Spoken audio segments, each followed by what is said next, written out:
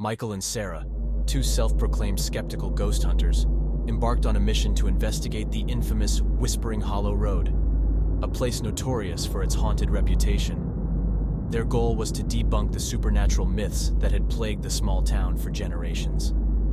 As they ventured down the eerie road, their banter about the absurdity of their mission filled the air. Michael, the perennial skeptic with unruly hair, was behind the wheel, while Sarah, the no-nonsense redhead fueled by curiosity, navigated using an old map. An unlikely pair, their shared love of adventure and truth-seeking brought them together. The road was shrouded in legends of phantom figures, ghostly wails, and inexplicable accidents. Locals warned newcomers to steer clear after dark. Michael and Sarah, however, remained steadfast in their resolve to uncover the truth behind the eerie tales. Their journey had been uneventful until they spotted a stranded car with its hazard lights flickering like a spectral apparition. It was an old, beaten-up sedan emitting plumes of smoke. Michael halted their car on the gravel shoulder, and they exchanged puzzled glances. Why would someone break down in this forsaken place? Michael pondered, his skepticism momentarily wavering. Sarah, intrigued by the unexpected encounter, shrugged. I guess we're about to find out. They approached the sedan cautiously and found a tall, weary-looking man by the side of the road. His clothes were tattered, and his eyes carried a haunted look, as if he had seen more than his fair share of troubles. Need some help? Sarah called out. The man turned, relief washing over his face. Oh, thank goodness. My car just decided to give up the ghost, and I've been stuck out here for hours. Michael and Sarah exchanged knowing glances. We can give you a lift to the nearest town, Michael offered, his skepticism momentarily overshadowed by the man's predicament. The man nodded gratefully, and they helped him load his few belongings into the back of their car.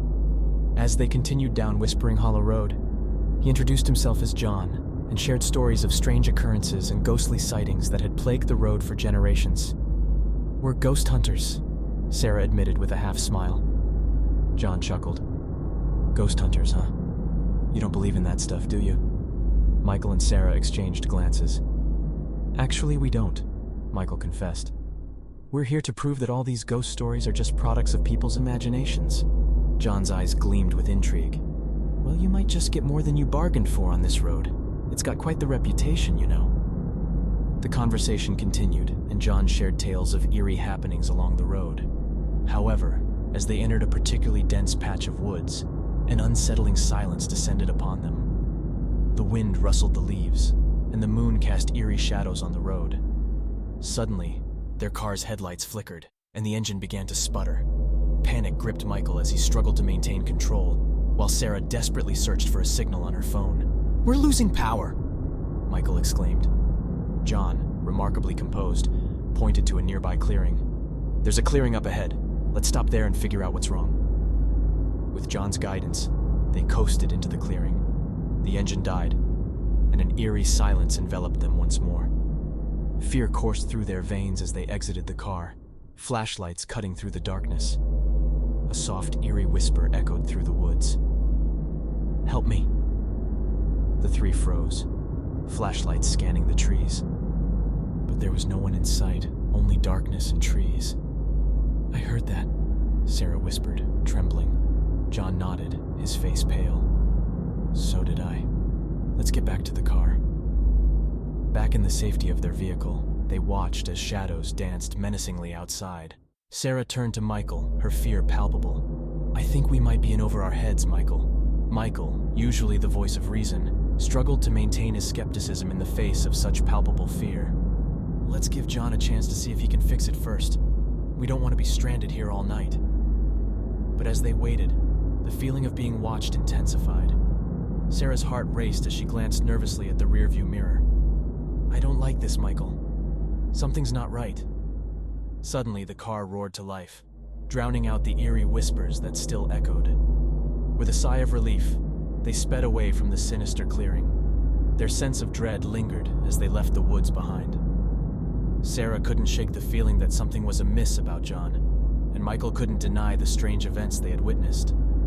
As they neared a small town, they dropped John off at a gas station, promising to find help for his car. Yet a sense of unease clung to them.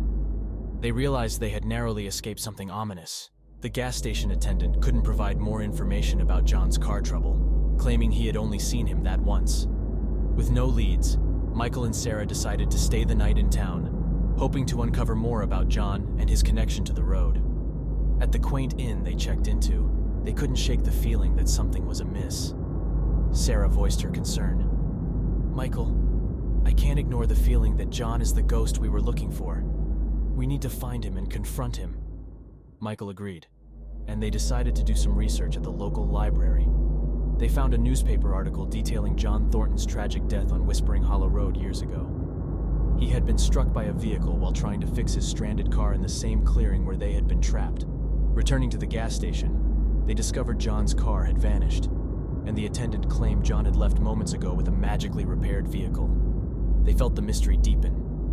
Desperate for answers, they returned to the clearing and found an old gravestone hidden amongst the trees, bearing the name John Thornton, 1975 to 1995, beloved son, taken too soon. The realization hit them. John was not the man they had met on the road. He was the restless spirit of the young man who had died there years ago. Somehow, he had taken on a physical form, appearing to them as a living person. With heavy hearts, they returned to the inn, knowing that their mission had taken an unexpected turn. They may not have found conclusive evidence, but they had encountered something inexplicable, an apparition that had taken on human form. As they left town, the memory of John Thornton haunted their thoughts. They may not have believed in ghosts when they started, but they had encountered something that defied explanation, an apparition that had sought their help and made them believe. If you enjoyed this video, please give it a thumbs up and share it with your friends. Make sure to subscribe to Horror Stories for more such content. Stay tuned for our next video, where we dive deeper into the world of ghosts and the paranormal. Until then, sleep tight.